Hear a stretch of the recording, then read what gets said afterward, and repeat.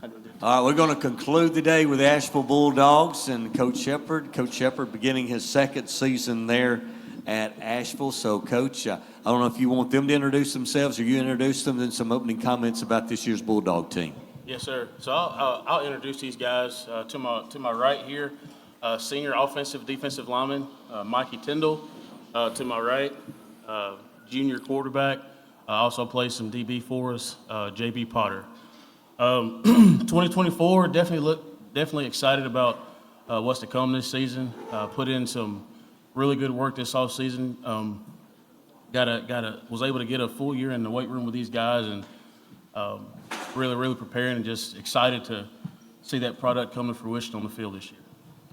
Coach, could you talk about the number of players in the program, the number of seniors, and maybe starters coming back offensively and defensively this year? Sure.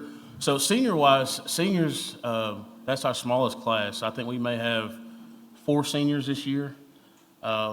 We started a lot of freshmen and sophomores last year, so those kids are sophomores and juniors now. We got a total number of about 35 guys on the team. That number is not where I want it to be. Based off of total student population, I'd like for 20% to participate in football. We're just not there yet. We're getting there, but it's a steady process. Coach, last year, I think you came in late. When you came to Media Day, you hadn't been there very long. Talk about where you're at in the program is related to, you got in late last year, where you're at in the program or where you think you're at going into year 2. Sure. So getting hired June 27th of last year, we kind of got through to the fire, so head was kind of spinning a little bit and didn't really know these guys going into the season. Able to get a full offseason in with them, so they know me, and able to set my expectations and how I want us to work in the offseason. So it's been good to be able to go through the offseason with these guys and kind of set that expectation and kind of build it like we want it. Coach, obviously you guys, all 3 of you went through a tragedy 6 weeks ago with Caleb Owens, CO, passing away, unfortunately. Terrible accident. Kind of puts things in perspective. Yes. You know, football's football and life is life. Just talk about what he kind of brought to the program and what you guys plan to do kind of to remember him game in and game out this season. Yes, sir. So I'll talk about first the type of person or the type of kid that CO was. So CO was a joy to be around. Always, he could be frustrating at times for a coach, but he had a type of attitude, a type of mentality, and the type of charm, I'll say, to kind of get back in the coach's good graces. Just a good kid, fun-loving, fun to be around. The guys loved him, and we're definitely going to miss him in the locker room. We're going to miss him on and off the field because he was a big contributor for us. Played defensive line and played O-line for us. He's going to play some O-line this year, and he was our kicker. So we're definitely going to miss him, but we're going to do some things to honor him this year. We're going to wear a decal on our helmet with his initials, so they'll say CO on the helmets to kind of honor him. We're going to do some things the first game to kind of walk out to – the captains are going to hold his jersey walking out to midfield this year. Just some things along those lines. Like you and JB talked about, he was a friend of the team. He was a very hard-working kid. Like, he never always wanted to be there, but he would put his hardest in when he was there. And I think that's something every kid needs to do. Like, if you're going to do something, no matter if you like it or not, you need to try your hardest. Just in case you do start liking it, that's really all you can say. He was pretty funny. Every week, I swear he'd have a different girlfriend. He was a good guy. He was strong too. Dang, he was very strong. He was a good guy. He was good football player too. I'm gonna miss him. Coach, heading into this season right here, what is your number one goal? What are some of the things that you can hang your hat on, so to speak, with this team? And what are some of the things you got to get to work on to improve by the time we kick this thing off in a few weeks? Yeah, so, we talk a lot about consistency and stacking good days on top of each other. So that's where we're still trying to work towards and and just stacking good days on top of each other. That way, when we get to the season, we're at a point to where we can put our best foot forward and compete like we know we can. And then what's some of the things, you got to work on? Some of the, team aspects, some of the things, we got to improve on this before week 1. Yeah, well, we definitely got to build some depth. We were able to add some pieces that we were missing last year. One of the key pieces now that we have to work on is try to finding some depth so we can go deeper into the fourth quarter, which was kind of our plague last year, is going deep into games.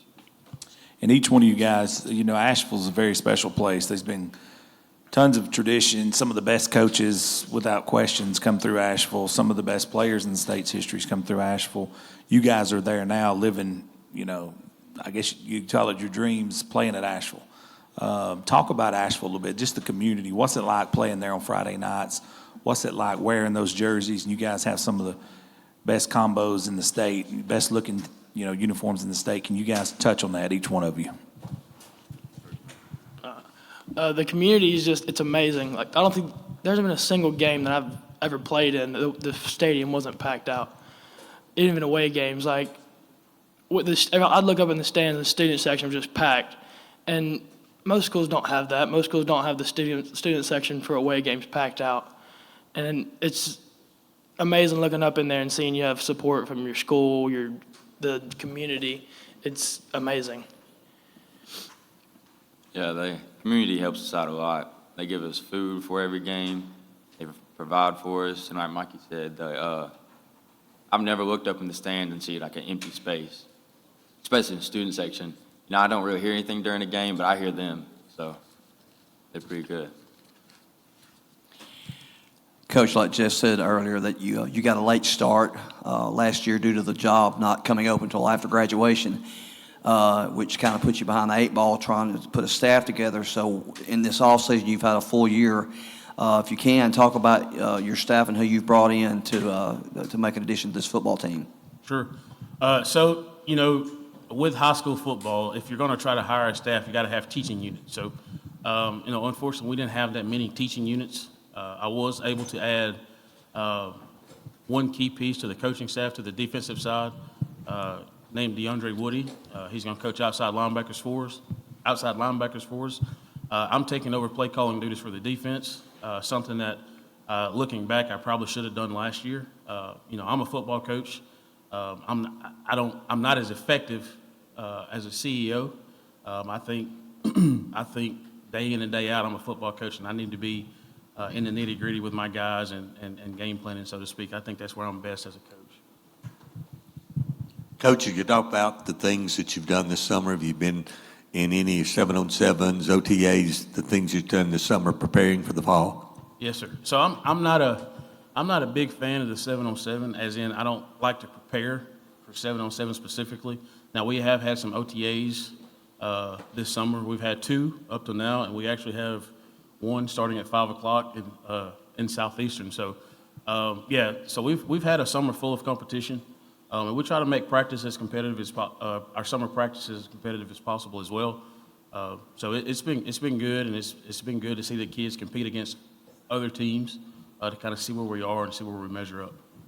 Coach, I noticed your schedule. You begin with Springville in week 0. Does that help prepare the team because it's a rivalry game when you open up with and I'll let you 2 guys talk. All 3 of you comment, opening up with a region rival to open the season? Sure. So, they haven't played, I guess, in close to maybe 5 or so, anywhere between 5 to 10 years they haven't played this game. So I was anxious to bring it back. I think it's good for both communities. So when everybody's looking forward to it, and we're starting off the season like, there ain't no no idle time. We're starting off the season full go, and we got Springville's coming in, and they're going to try to take care of us, but we got something to say about it. You first. I'm gonna be honest. I don't know why we're a rivalry. I guess we just hate each other, but we're playing this game. We're not playing it for us, really. We're playing it for CO. He talked about it all the time. He's ready for that game, but he's not gonna be able to play in it. So we're gonna play it for him. Play our heart out. like he said, I mean, CO's, every time we talked about the football schedule, it was always Springville and Anniston.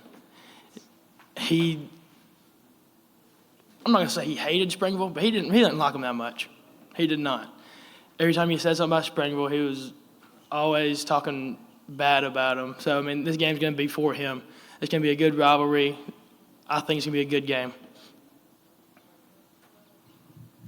Guys, how does it make you feel that you were chosen by the coach or the team, however y'all were chosen to be here to represent your football team and the school? I mean, I feel honored to be like the face of the school, I guess, that he chose me. I guess that means I'm going to be a leader for my team. I'm going to guide them in the right direction and just do right.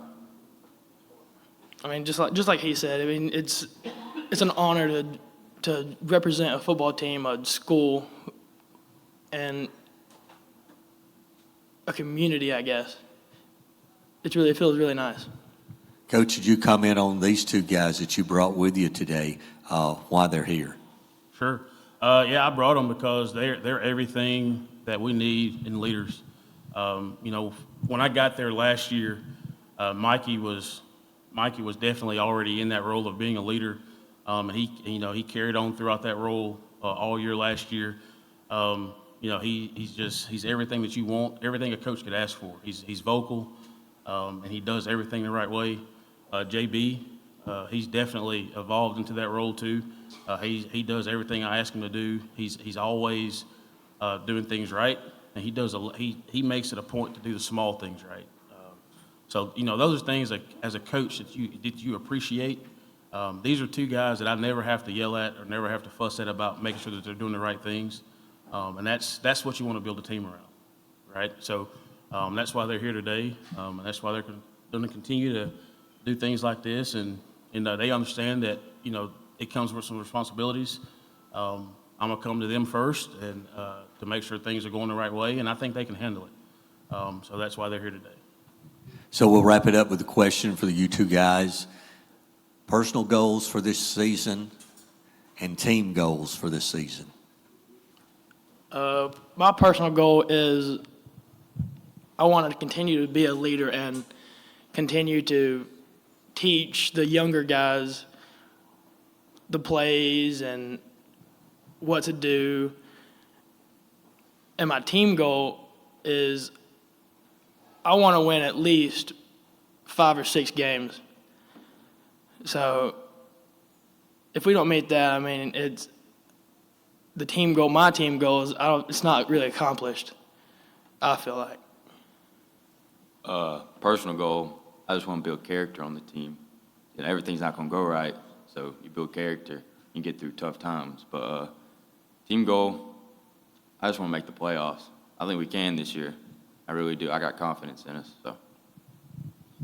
All right, guys. Thanks for participating today. Yes, sir. We wish you the best this season. Good luck to the Bulldogs. Thank y'all for having us. Thank you. Thanks a lot.